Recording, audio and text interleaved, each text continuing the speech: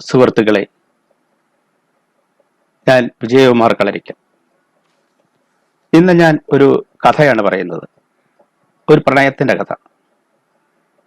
1970-80 കാലഘട്ടത്തിലുണ്ടായിരുന്ന campus പ്രണയത്തിന്റെ കഥ. ഞാൻ കഥയിലേക്ക് വരികയാണ്. അവന്റെയും അവളുടെയും പ്രണയം. അന്ന് മങ്കാവുടി പഞ്ചായത്തായിരുന്നു.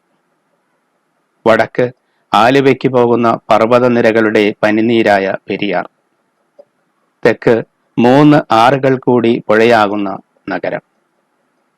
കിഴക്ക് മലനിരകളും കാപ്പിയും തേയിലയും കുരുമുളകും ഏലവും മണക്കുന്ന കുളിർ തെന്നൽ. പടിഞ്ഞാറ് പെരുമ്പാമ്പൂര്. തെളിനീരൊഴുകുന്ന പുഴ. പുഴയിലേക്ക് ഒഴുകിയെത്തുന്ന അരുവികളും തോടുകളും. തോട്ടിറമ്പുകളിൽ നെൽപ്പാടങ്ങളും തെങ്ങിൻ തോപ്പുകളും. തലയുയർത്തി സൂര്യനെ കാണുന്ന കമുകുകളും മാവുകളും പ്ലാവുകളും.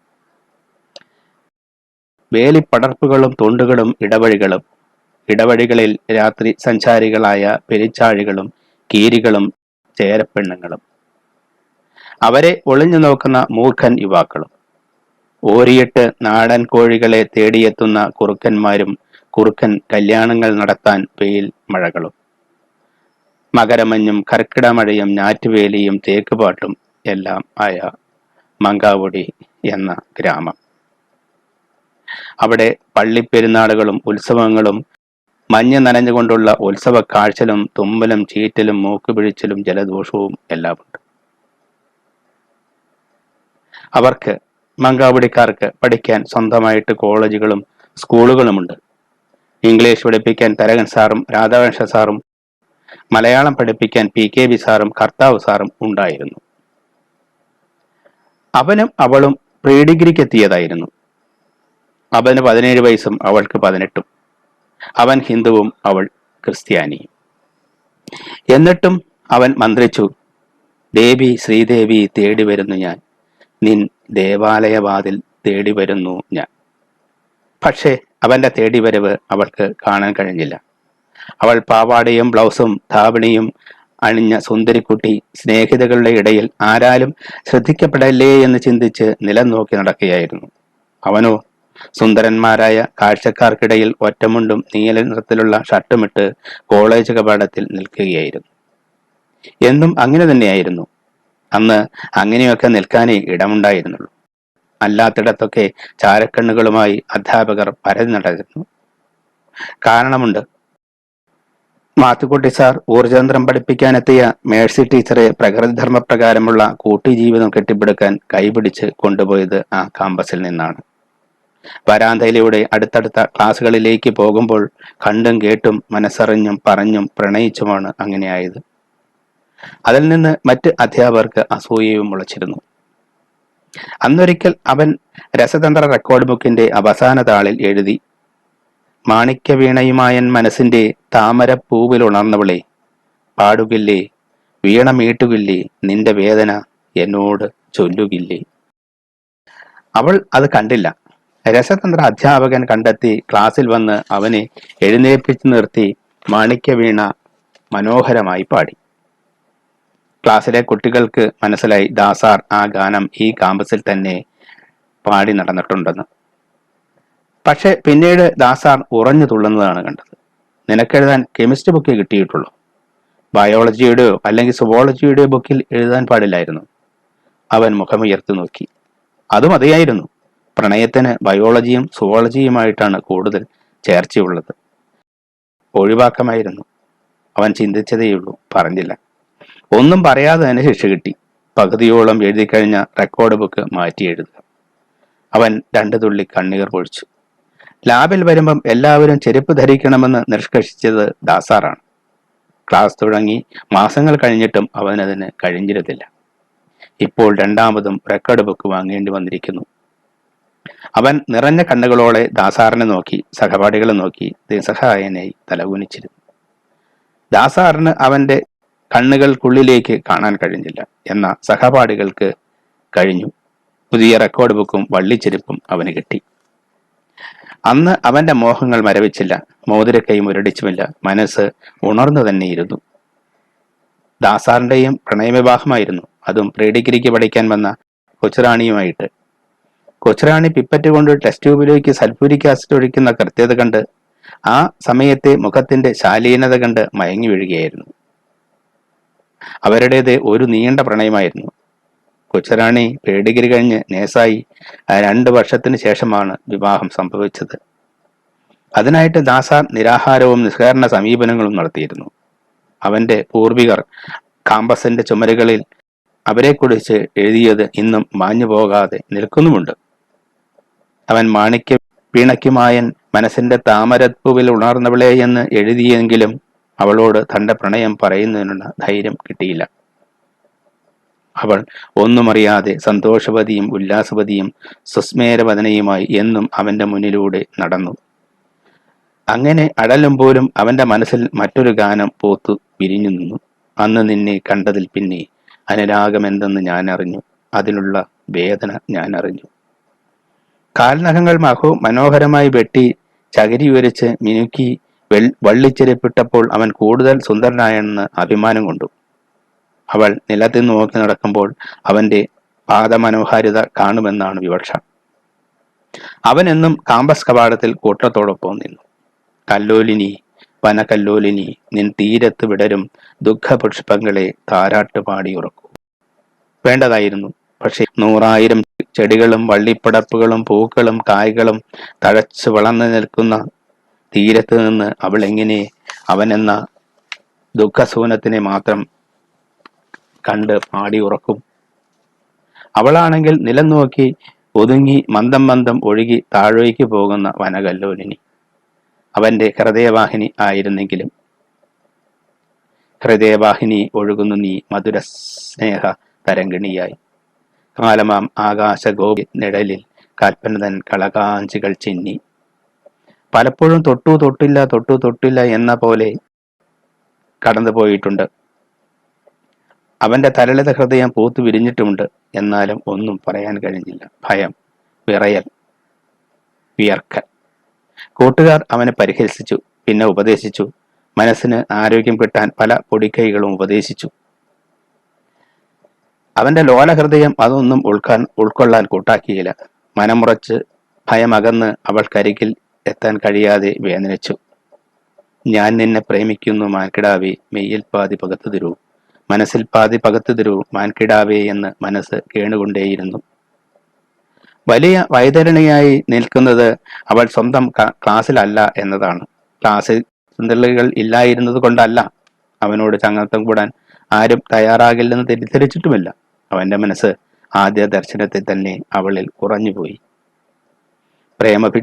ഭിക്ഷുകി ഏതു ജന്മത്തിൽ, ഏത് സന്ധിയിൽ, എവിടെ വെച്ചു നാം കണ്ടു ആദ്യമായി, എവിടെ വെച്ചു നാം കണ്ടു? കഴിഞ്ഞ ജന്മത്തിലാണോ? ജന്മാന്തരങ്ങൾക്ക് മുൻപാണോ? ഓ, അത് വേണ്ട. കെമിസ്ട്രിയും ഫിസിക്സും അതിനെ അനുകൂലിക്കുന്നില്ല. ബയോളജിയും സുവോളജിയും അനുകൂലിക്കുന്നുണ്ടോ? അറിയില്ല. അതിന് എന്തെങ്കിലും പഠിച്ചിട്ടുണ്ടോ? കോളേജിൽ എത്തിയിട്ട് 1.5 വർഷം കഴിഞ്ഞിരിക്കുന്നു. കണ്ണടച്ചാൽ നീയാണ് സന്ധ്യയെ, കൺ തുടർന്നാലും നീയാണ് സന്ധ്യയെ. ചെമ്മാനം പൂത്തു നിൽക്കുമ്പോൾ വേറെന്ത് കാണും ഞാൻ? അവൻ കവിത എഴുതി തുടങ്ങിയോ? കവിത എഴുതിയാലും ഇല്ലെങ്കിലും സൂര്യൻ വെടിഞ്ഞ് താമര പോലെ തളർന്ന് ക്ലാസ്സിലെ ഡെസ്കിൽ തലകുമ്പിട്ട് കിടക്കുന്ന അവനെ സഹപാഠികൾ സഹായിക്കാൻ തയ്യാറായി. ക്ലാസ്സിൽ അപ്പോൾ അതിമനോഹരമായൊരു പ്രണയം പുഷ്പിക്കാറായി നിൽക്കുകയായിരുന്നു, നിർമ്മലയുടെയും സുകുമാരന്റെയും. പ്രീ ഡിഗ്രി കഴിഞ്ഞ് അവർ കൂട്ടുജീവിതം തുടങ്ങി.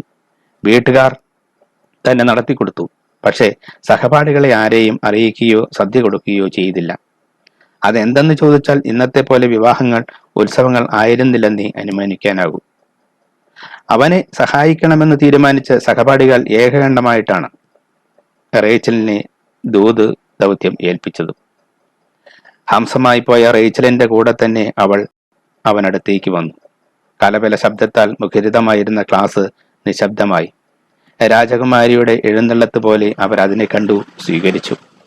ചക്രവർത്തിനി, നിനക്കു ഞാൻ എൻ്റെ ശില്പഗോപുരം തുറന്നു. പുഷ്പപാതുകം പുറത്തു വയ്ക്കൂ, നീ നഗ്നപാതയായി അകത്തു വരൂ.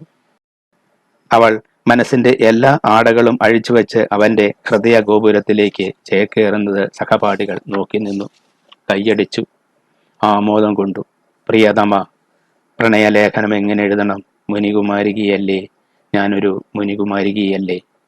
മുനികുമാരികയാണെങ്കിലും പിന്നീട് കണ്ടത് 100 ഏക്കർ വരുന്ന കോളേജ് കാമ്പസിനുള്ളിൽ ചാരക്കണ്ണുകളില്ലാത്ത വൃക്ഷച്ചുവടുകളിൽ, ചുമർ മറവുകളിൽ നസീറും ഷീലയുമായി ഇണക്കുരുവികളെ പോലെ പറന്നു കളിക്കുന്നതാണ്. സ്നേഹിതർ ദൗത്യം ഭംഗിയായി നിർവഹിച്ചു എന്ന ചാരിതാർത്ഥ്യത്തോടെ അവരെ വിട്ട് അടുത്ത സമസ്യകളിലേക്ക് നീങ്ങി. പച്ചിലയും കത്രികയും പോലെ, പട്ടുനൂലും പവിഴവും പോലെ. അവിടുന്ന് ഗാനം കേൾക്കാൻ ചെവിയോർത്തിട്ടരികിലിരിക്കെ സ്വരരാഗ സുന്ദരിമാർക്കോ വെളിയിൽ വരാൻ എന്തൊരു നാണം. കായാമ്പൂ കണ്ണിൽ വിടരും, കമലദളം കവിളിൽ വിടരും, അനുരാഗവതി നിൻ ചൊടികളിൽ നിന്നാലിപ്പഴം പൊഴിയും. ഒരു ദിവസം അവളുടെ ക്ലാസ് മുറിയുടെ ചുമരുകളിൽ അവരെക്കുറിച്ചുള്ള കഥകൾ ആലേഖനം ചെയ്യപ്പെട്ടപ്പോൾ സത്യത്തിൽ സ്നേഹിതർ, അധ്യാപകർ സ്തംഭിച്ചുപോയി. അവരുടെ സ്തംഭനാവസ്ഥ കണ്ട് കഥ ഒടുങ്ങുന്നില്ലല്ലോ. ലേഖനങ്ങൾ ചരിത്രമായി നിൽക്കുമെന്ന് അവർക്കും പലർക്കും അറിവുള്ളതായിരുന്നു. അവൻ വീണ്ടും ശിക്ഷിക്കപ്പെട്ടു. വിധികർത്താക്കളായിട്ട് ആരായിട്ട് മാത്തുക്കുട്ടി സാറും ദാസാറും നോക്കി നിൽക്കെ അവൻ ലേഖിതമായിരുന്നതെല്ലാം കുമ്മായം പൂശി വെളുപ്പിച്ചു. അവരെ ചരിത്രത്തിൽ നിന്നും മറച്ചുവെച്ചു.